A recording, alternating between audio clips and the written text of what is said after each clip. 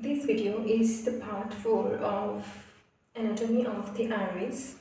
This is from Wolff's Anatomy 8th edition. This is the chapter 9, the Anatomy of Iris.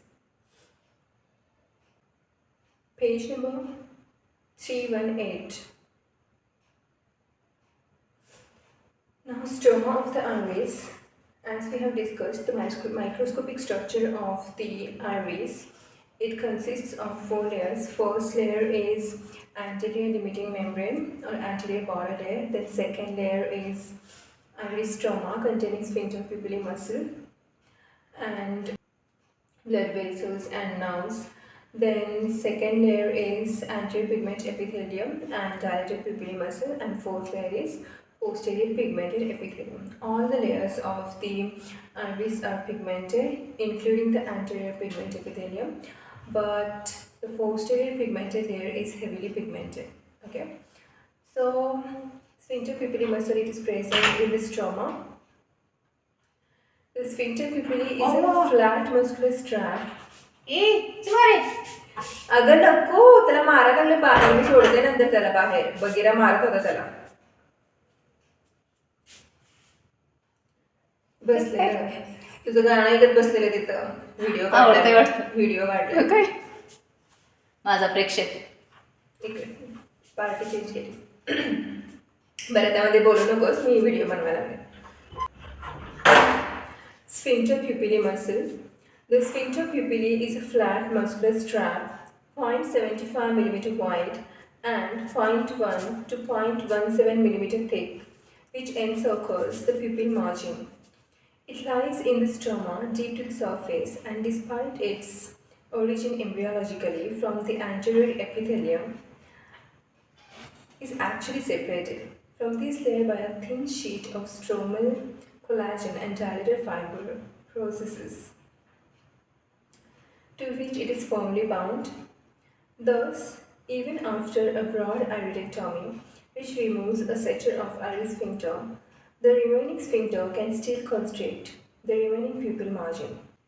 The fibers contain some melanin granules of neuroepithelial type. Each fusiform smooth muscle cell within the sphincter is enveloped in a basal lamina. The cells are grouped in bundles of 5 to 8 with gap junctions within them, with gap junctions between them, which facilitate the spread of depolarizing current within a muscle grouping.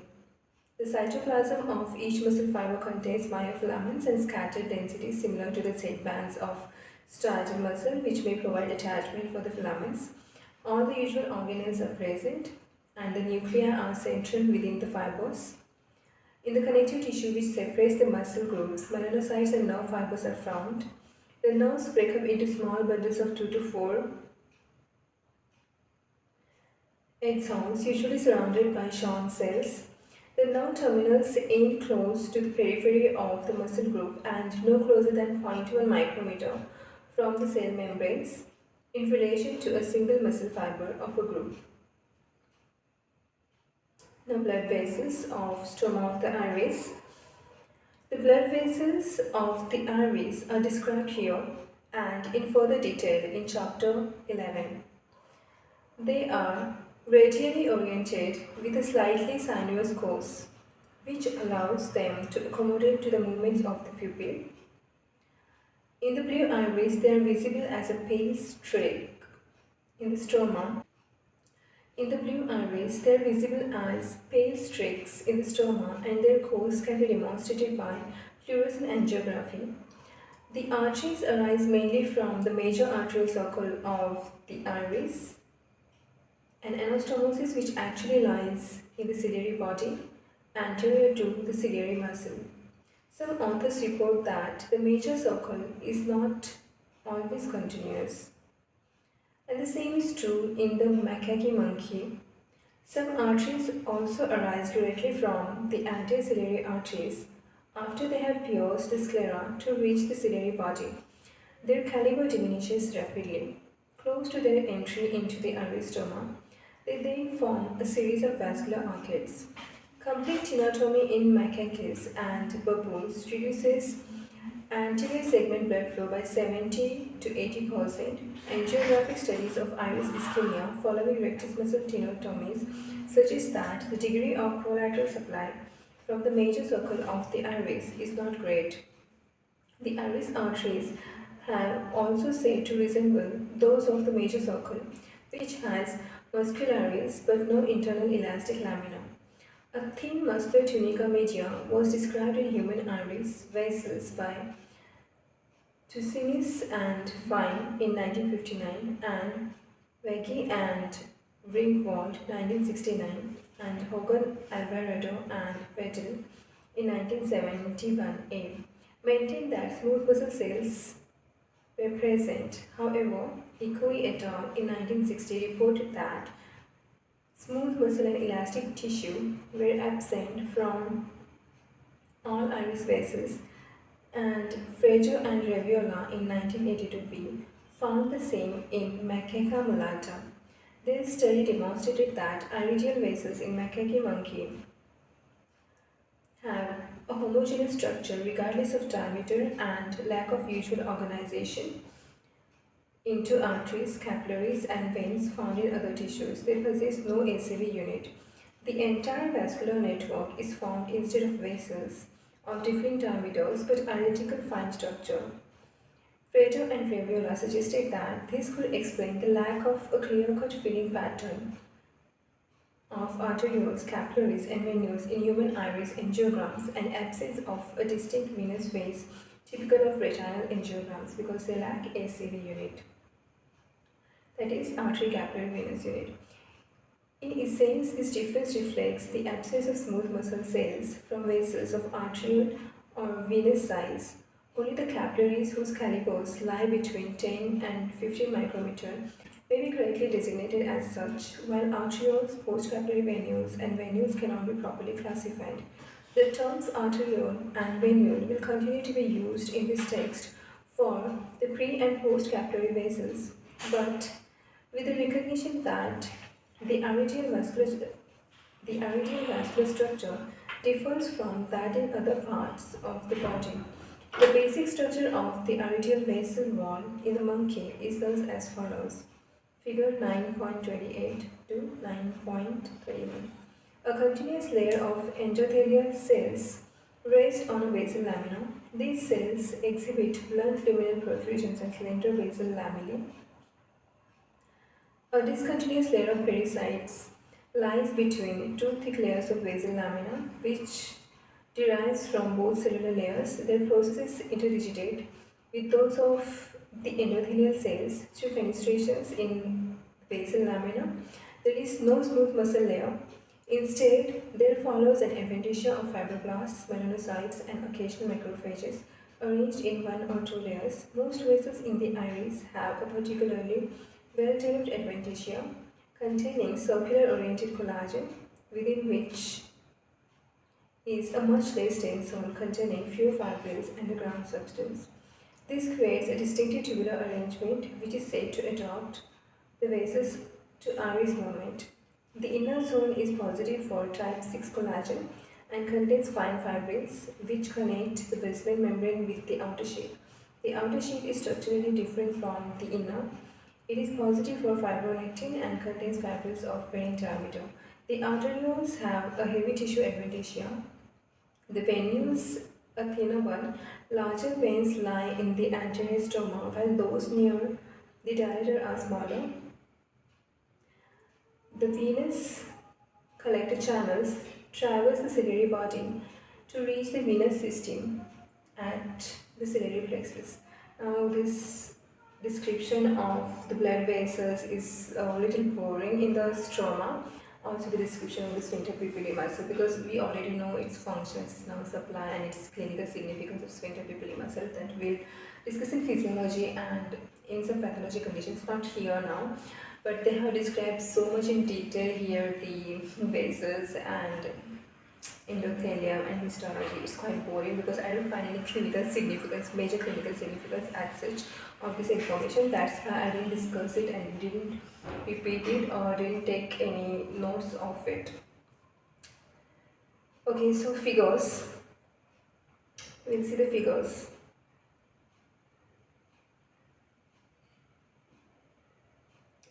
so figure 9.23.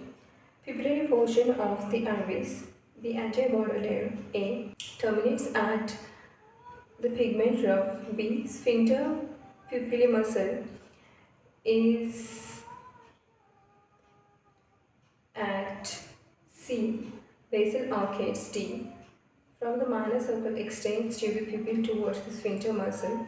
The sphincter muscle and iris epithelium are close to each other at pupil margin. Capillaries, nerves, melanocytes, and clump cells E are found within and around the muscle. The 3 to 5 layers of diameter muscle F gradually diminish in number until they terminate behind the mid portion of the sphincter muscle arrow, leaving lower cuboidal epithelial cells G to form the anterior epithelium to the pupillary margins. Spur-like extensions from the dilator muscle from Michael spore and Fuchs spore.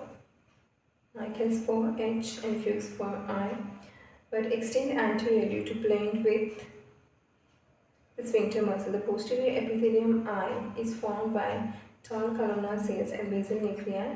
Its apical surface is continuous with the apical surface of the anterior epithelium. So many descriptions. So what is A? The anterior layer border. Where is A? Yeah, this is the anterior layer border. Then terminates at the pigment ruff. B is the pigment ruff, like on our right hand side. You can see the B, that is the pigment ruff. Then sphincter muscle at C. Now we have to see where is the C. Yeah, C.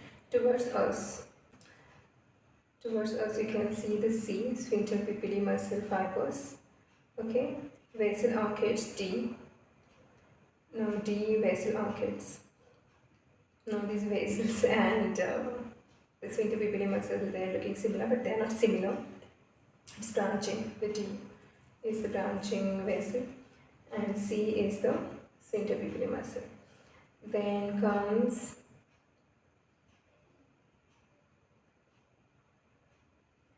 this D is coming from the minor arterial circle. Minor arterial circle was where? It was at the collaret. Collaret overlies the minor arterial circle, which is incomplete. So this vessel is branching from the minor arterial circle. Okay, the sphincter muscle and the iris epithelium are close to each other at the pupil margin. Sphincter muscle and the iris epithelium are close to each other at the pupil margin. You can see here the C and B. Now the 3 to 5 layers of the dilator muscle F. Dilator muscle is F. Melanocytes are capillaries, nerves, melanocytes, and clump cells. Clump cells are E. Where is E? Let us see. Where is E? I'm not getting. Where is E? Okay, so E is clump cells. I didn't find how. Okay, E. Okay, towards our left hand side. Okay, towards the end of the sphincter pupillae muscle, towards our left hand side, you can see the E, that's the clump cell. It is dark. It's given in dark color. Okay, it's very difficult to find this E. So E is what? Clump cell, melanocytes, and capillary nerves. Now clump cells is E. Now these are found within and around the muscle, the 3 to 5 layers of the dilator muscle F. Dilator muscle is F. Where can I get the F?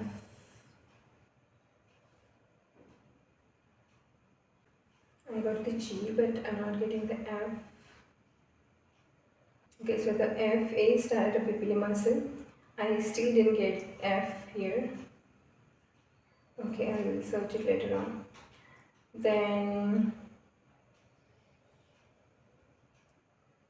this dilator pupillae muscle gradually diminish in number until they terminate behind the mid portion of the sphincter muscle arrow. Where is arrow? I'm getting the arrow. Where is arrow? Yeah. Arrow is where? Okay. ఇక్కడ झालं का? नाही, मी pause करून edit करते. जा लवकर. मी थांबते मग.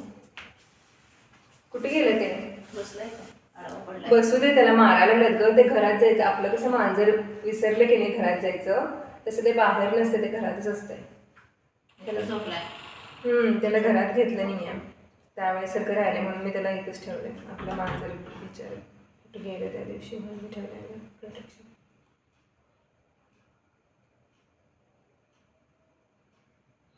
Okay, so the dilator muscle F gradually diminish in number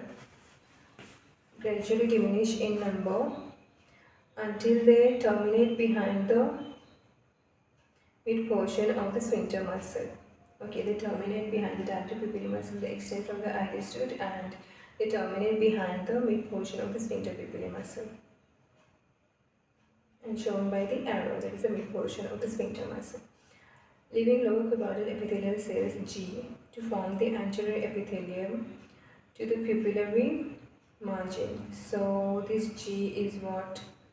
G, I have seen G. Yeah, this is the cuboidal epithelial cells. This is anterior epithelial cells, which is also pigmented but less heavily pigmented than posterior pigmented epithelial layer. So this is cuboidal. Anterior epithelial is cuboidal and posterior is columnar. Posterior is heavily pigmented. Now, the spore-like extensions from the dilator muscles form the Michael spore and Fuchs spore. Okay, there are different kinds of spores that we'll see when we'll read about the dilator pupillae muscle. So just remember the spores of the dilator pupillae muscles into the sphincter pupillae muscles. These are Michael spore H and Fuchs spore I. Now H and I just don't know. Where can I get H and I?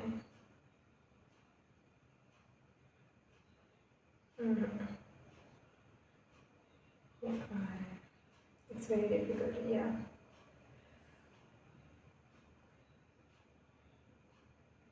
I didn't get where is H and I. Yeah, I got. Okay. But extend anteriorly to blend with the apical surface of the anterior epithelium. But blend anteriorly to blend with the sphincter muscle. The posterior epithelium J is formed by tall columnar cells with basal nuclei. Its apical surface is contiguous with the apical surface of the anterior epithelium. So that was about the figure 9.23. But I didn't get where is H, where is I, and where is F. F, H and I. These three things I didn't find in this diagram. That is dilator muscle, Fuchs spore and Michael spore. Dilator muscle F, Michael spore H and Fuchs spore I. I didn't see in this diagram, but anyways. In figure 9.24, sphincter muscle M cells are surrounded by basement membrane. Sphincter muscle cells means M cells. These are surrounded by the basement membrane and show patches of electron-dense material and myofilaments. Synaptic vesicles are indicated by asterisks. Original magnification is 23,100 times. Inside shows smooth muscle cell with pinocytotic vesicles. Arrows adjacent to the plasma membrane. Original magnification 23,100 times. So M is muscle cell. And asterisks showing what? Showing the synaptic vesicles, and arrows showing the pinocytotic vesicles. The figure 9.25, myelinated nerve N in the aries stroma near the sphincter muscle. Myelinated nerve N in the aries stroma near the sphincter muscle. Smooth muscle cells are indicated by M. Original magnification is 18,000 times. Inside shows myelinated nerve with lipid material L. Original magnification 30,000 times. So myelinated nerve, you can see your N, and M is muscle cell M. And what is L? It's the lipid material. Myelinated nerve with the lipid material is shown in L. So L, M, N. L is myelinated nerve with the lipid material, M is muscle cell, and N is nerve. Now, fluorescent angiogram of the iris. Vasculature in the stroma. It is only of clinical significance. It is of minor clinical significance as it doesn't have those arterial, venous, capillary filling time as seen in the retinal fluorescent angiography. But here in this fluorescent angiogram of the iris, we don't see such phases. We don't see such phases because the stroma of the iris lacks ACV unit, that is arterial, capillary and venous unit. It lacks because of the smooth muscle layer, that is the tunica intima is there, tunica adventitia is there, but tunica media is not well developed or tunica media is absent in the iris-stroma vasculature, and this is because of these different histology of iris vasculature. We don't have this ACV unit, we can say, and that's why we don't see such phases of capillary filling time, arterial filling phase, then venular exit. Figure 9.27, methyl methacrylate cast of the anterior uveal vessels, montage. ACA anterior ciliary arteries, CM is ciliary muscle, CV ciliary veins. Okay, so this is a methyl methacrylate cast of the anterior uveal vessels. ACA is anterior ciliary artery, you can see here. ACA, anterior ciliary arteries. Two branches for each recti muscle. Two branches for each of the recti muscles except for lateral rectus, because it has one branch, so total 7. Then ciliary muscle CM, you can see here. Then ciliary vein CV. Figure 9.28, whole mount preparation of monkey iris injected with horseradish peroxidase. Stomach equivalent to collaret, 2 stomachs equivalent to collaret, P stands for pupil. Insert light micrograph showing the typical tube within a tube structure of iris blood vessel by electron microscopy. The open spaces within the adventitia denoted by the arrow is seen to contain a fine loosely arranged collagenous matrix. Okay, so typical arrangement, tube within a tube, because the tunica adventitia collagen fibers are arranged circumferentially, and there is a space, there is a loose arrangement of the collagenous matrix between the tunica adventitia, these collagenous layers, and the tunica intima. So that gives rise to tube within a tube appearance of the iris blood vessel. Then figure 9.29, transverse section of an artery of the iris, Zenker menoris triple stem, to show 2 tubes and the loose tissue between them. So again 2 tubes.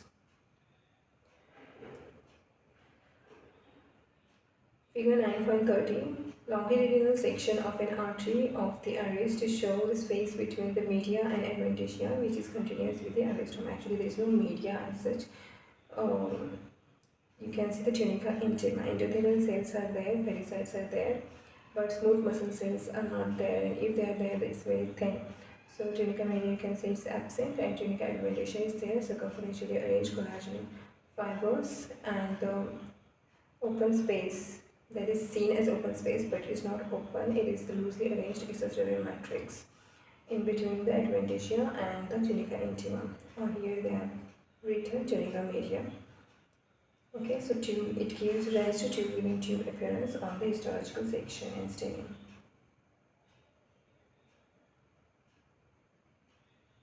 Figure 9.31, small iris arteriole. The zone enclosed by arrows is the characteristic clear perivascular space which has been described by light microscopy. This clear zone contains again the same dense ground substance which is associated with the endothelial basement membrane of few collagen fibrils and some cell processes. Outside this zone is the dense circular collagenous zone A, which is so clearly seen with the light microscope. Again, it's the same thing. It is a small iris arteriole, and the zone enclosed by arrows is the characteristic clear perivascular space. So there is a clear perivascular space between the adventitia. That is, clear zone means it is a dense ground substance. It's the same thing which I just discussed right now. It is the loosely arranged dense ground substance, and that is associated with the basement membrane. That is, the endothelial cell is the basement membrane, then this clear space, and then the tunica adventitium. Now this clear space contains the loose dense ground substance, okay? And this contains very few collagen fibrils and some cell processes, and outside that there is a collagenous zone of tunica adventitium, which is so clearly seen with the light microscope. Original magnification is 2200 times. So that was all about the sphincter pupillae muscle and some part of the iris blood vessels. Tomorrow we'll see the vascular endothelium of these vessels and the cells of the blood vessels, pericytes, vascular endothelium, then nerves of the stroma, then cellular elements of the stroma, these are fibroblasts, melanocytes, clump cells, and mast cells, then extracellular matrix of the stroma. Okay, this we'll cover tomorrow, and then that will be part 5, that will be part 5, and then after that in part 6 I will be talking about anterior epithelium and dilator pupillae muscles and posterior pigment epithelium, and part 7 will be the last part, and it will be about movement of the fluid and solid across the iris. It's quite boring, but at the end of this video, I mean after completion of 7 parts to complete the iris anatomy, first I read the and Wolff's anatomy for the iris anatomy, and after that I won't be discussing all these details like what is clinically relevant. Those notes are prepared, and in part 8 I'll talk about the iris anatomy in short, which has a clinical significance, okay, and not everything in detail. So part 8 will be about my own notes. So thank you so much. Now thank you so much. Here I conclude this part. Goodbye.